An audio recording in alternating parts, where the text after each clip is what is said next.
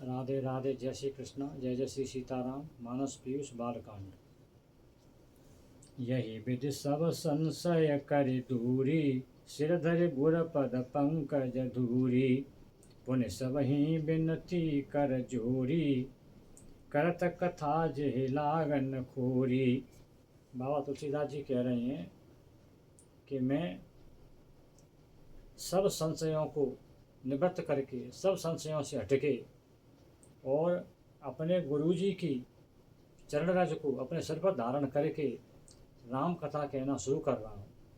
लेकिन आप सबसे मेरी हाथ जोड़कर विनती है कि मेरे ऊपर ऐसी कृपा कीजिए कि इस कथा में कोई दोष न लग जाए, किसी प्रकार की कोई व्यवधान पैदा न हो जाए, कोई यह न कहे कथा गलत लिखी है। ऐसी कृपा आप मेरे ऊपर कीजिए।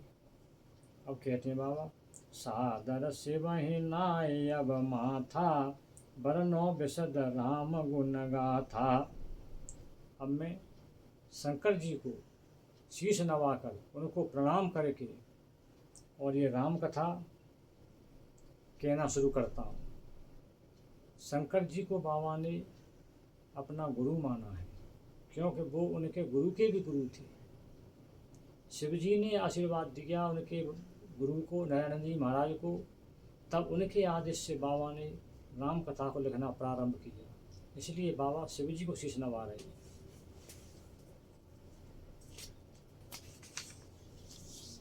सम्मत 1631, करौ कथा हरिपद धरि सीसा।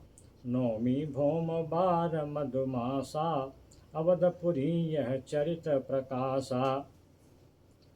सम्मत 1631 चैत्र मास का महीना, नवमी तिथि मंगलवार को अवधपुरी में बाबा ने राम कथा को लिखना प्रारंभ किया।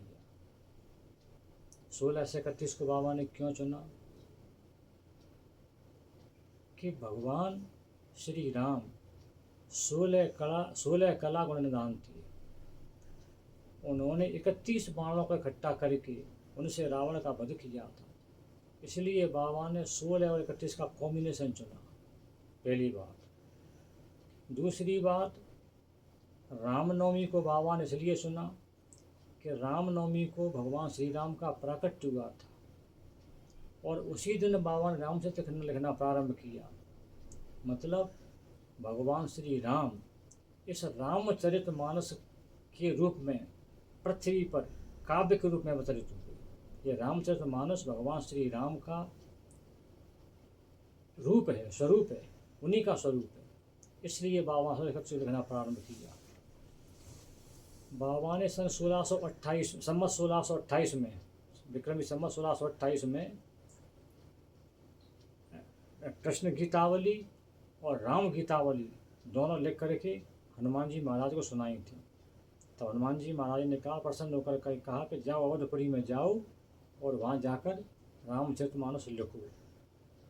तो बाबा अवधपुरी को आ रहे थे, लेकिन रास्ते में प्रयागराज में मकर संक्रांति स्नान करने के लिए रुक गए और वहाँ से बाबा की इच्छा हो कि चलो काशी भी चलता हूँ। तो बाबा काशी को चल दिए। बाबा को बीच में ध्यान आया, करे हनुमान जी महाराज क्या गया अवधपुरी जाना है, तो चलो कोई बात नहीं है, अब शिव जी के दर्शन करके तब अवधपुरी जाऊँगा। तो बाबा काशी पहुँचे। तो काशी में बाबा ने संस्कृत में रामचरितमानस को लिखना प्रारंभ किया। तो क्या होता था कि दिन में बाबा लिखते थे और रात को लिखाया पूरा विलुप्त हो जाता था। फिर बाबा दिन में लिखते, रात को पूरा फिर विलुप्त हो जाता। 7 दिन तक ही चलता रहा। भाव बड़ी चिंता में आ गई, ऐसा कैसे मैं लिखता हूँ पूरा विलुप्त हो जाता। तब शिव जी ने स्वप्न में कहा कि अपनी भाषा में लिखो, हिंदी में लिखो, संस्कृत में मत लिखो। ठीक है महाराज, अब मैं हिंदी में ही लिखूँगा। फिर लौट के अवधपुरी आए। अवधपुरी आ गए। फिर अवधपुरी में 2 साल बाबा ने प्रतीक्षा की। केवल एक टाइम दूध पी के बाबा अपने भजन करते रहते थे।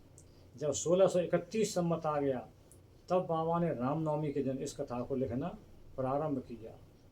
फिर 2 साल 7 महीना 26 दिन में सन 1600 विक्रमी संवत 1633 में अगहन सुदी 5 को, यानी विवाह पंचमी जो पड़ती है, विवाह पंचमी को ये पूरी कथा रामचरितमानस पूरा हो गया। 2 साल 7 महीना 26 दिन नाम है, ये पूरा लिख लिया बाबा ने। विवाह पंचमी को रामनवमी से शुरू किया, विवाह पंचमी को पूरा हो गया। इस प्रकार बाबा ने रामचरितमानस को लिखा। अब ये तो वही लिखने की बात। अब विद्वानों ने कहा कि भैया नवमी तिथि तो खाली तो दिक्ता तिथि होती है, मंगलवार को तो वैसे भी ऐसा मानते हैं मंगलवार अच्छा नहीं होता। फिर बाबा ने मंगलवार और नवमी को क्यों चुना? एक तो रामनवमी थी, महाराज का जन्मदिन था प्रभु का, इसलिए चुना। दूसरी बात, मंगलवार हनुमान जी महाराज का जन्म का दिन है। मंगल को हनुमान जी महाराज का जन्म हुआ था, इसलिए मंगलवार शुभ है। जब हनुमान जी का जन्म हुआ और मंगलवार है तो नवमी तिथि शुभ हो गई। फिर ज्योतिष में लिखा है कि भौमा शनि भौमा रिक्ता तिथि सर्वसिद्ध प्रदायिनी। शनिवार और मंगलवार को रिक्ता तिथि यानी चौथ, नौमी और चतुर्दशी तीनों तिथियाँ हों और उनको शनिवार और मंगलवार हो तो वो सिद्धि प्रदायनी हो, शुभ हो जाती हैं, सिद्धि प्रदायनी हो जाती हैं। तो बाबा ने यहाँ ये दिखाया कि कैसा भी अशुभ हो, कुछ भी खराब हो, लेकिन राम नाम सबको शुभ कर देता है। नौमी तिथि थी, मंगलवार था, लेकिन प्रभु श्री राम का जन्मदिन था, इसलिए वो शुभ तिथि हो गई और ज्योतिष के हिसाब से शुभ हो गई कि शनिवार और मंगलवार को रिक्ता तिथि है तो वो शुभ है। इसलिए बाबा ने इस शुभ मुहूर्त में इस रामचरितमानस को लिखना शुरू किया। अब देखिए राम नाम की महिमा कि नौमी को लिखा और मंगल को लिखा और फिर भी दुनिया में पूज रहा है। जब तक दुनिया रहेगी तब तक रामचरितमानस पूजता रहेगा। मतलब भगवान के नाम का प्रभाव ऐसा होता है, बाबा ने भगवान के नाम को शीश नवाकर भगवान के नाम पर भरोसा करके उसको लिखा तो आज भी पूज रहा है, उससे जगत कल्याण हो रहा है। जय जय श्री सीताराम। जय श्री कृष्णा, राधे राधे।